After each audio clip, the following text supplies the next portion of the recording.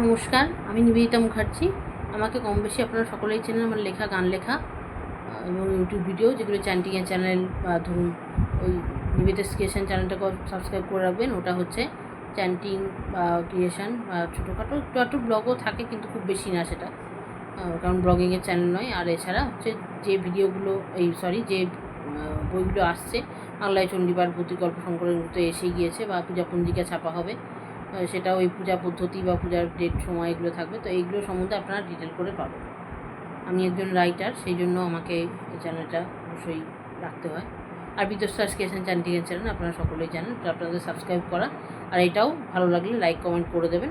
কোনো ভুল ত্রুটি হলে বলবেন, যাতে আমি নিজেকে রেকটিফাই করতে পারি। আর প্লিজ সাবস্ক্রাইব করে দিয়ে যাবেন। তো এখন যেটা বলার, যে এই পূজা পঞ্জিকা শেষ হলে আমি একটা বই শুরু করব। অলরেডি একটু শুরু করতে আরম্ভ করতে হবে, কারণ অভিধান লেখা তো ছোটোখাটো ব্যাপার নয়। এর আগে একটা অভিধান এই দেখুন বেরিয়েছে, এটা হচ্ছে মিনি অভিধান। এটাতে জাস্ট আছে এই যে মানেগুলো আছে,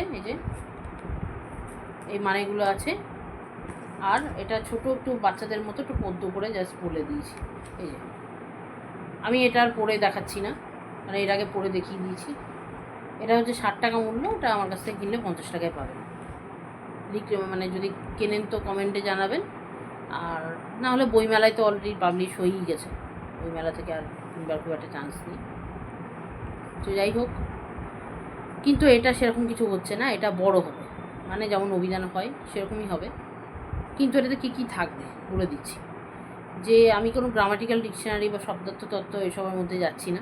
ওগুলো এখন আপাতত আমার কোনো পরিকল্পনা নেই। আমি জাস্ট শব্দ এবং শব্দের মানে এবং তার একটু মানেটা ডিটেল করে দিচ্ছি। আর কোনো রকম সমুচ্চারিত শব্দ বা সমার্থক এগুলো আপাতত দিচ্ছি না। প্রসঙ্গ তো একটা দুটো থাকতেও পারে, কিন্তু খুব বেশি কিছু দিচ্ছি না সেরকম। যেমন আমি নমস্কার বললাম, তো ওই নমস্কার ওয়ার্ডটা দিয়ে বুঝিয়ে দিচ্ছি। নমস্কার, ইংরেজিরা কিন্তু নমস্কার করে না, ইংরেজিরা কী করে? হ্যালো। তো ইংরেজি শব্দটা দিয়ে দেবো হ্যালো। এবার নমস্কারটা আমি আক্ষরিক অর্থ প্রণাম করা এটা লিখবো, বা সম্মান প্রদর্শন করা এই কথাটা লিখে তারপরে এই শব্দটি সংস্কৃত নম থেকে এসেছে, যার অর্থ নত হওয়া বা অবনত হয়, এবং কারা শব্দের অর্থ করা।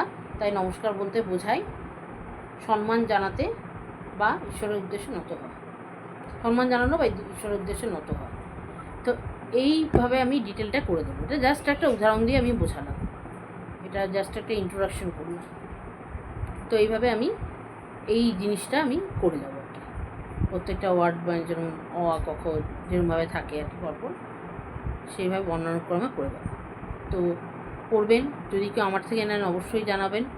আমার থেকে নিলে 20% ছাড়ে পাবেন। আর যদি কলকাতা বইমেলা থেকে কেনেন সেক্ষেত্রেও স্টল নাম্বার বলে দেবো। সেটা ছাড়ের ব্যাপারে বলতে পারবো না, ওটা প্রকাশনীর ব্যাপার। আর নাহলে ন্যাশনাল লাইব্রেরিতে পেলে সেটাও বলে দেবো। তো আমার পাশে থাকুন এবং আমার এই প্রচেষ্টাকে সাফল্যমণ্ডিত করুন। এটা কিন্তু শুধু বাংলা অভিধান নয়, এটা হচ্ছে সহজ বাংলা অভিধান, মানে বাংলা অভিধানকে আরও সহজ করে দিচ্ছি। বাচ্চা বড় সবাই পড়তে পারবে। তো আপনাদের আশীর্বাদে যেন এই প্রচেষ্টা সাফল্যমণ্ডিত হয়, এটাই আশীর্বাদ করুন। আমার প্রিয় পাঠকবর্গকে আমি এটাই মিনতি করি। যাই হোক, সবাই ভালো থাকুন, সুস্থ থাকুন। আজ এখানেই শেষ করছি, আর সবার মঙ্গল কামনা করি ঈশ্বরের কাছে। আজ এখানেই শেষ করছি।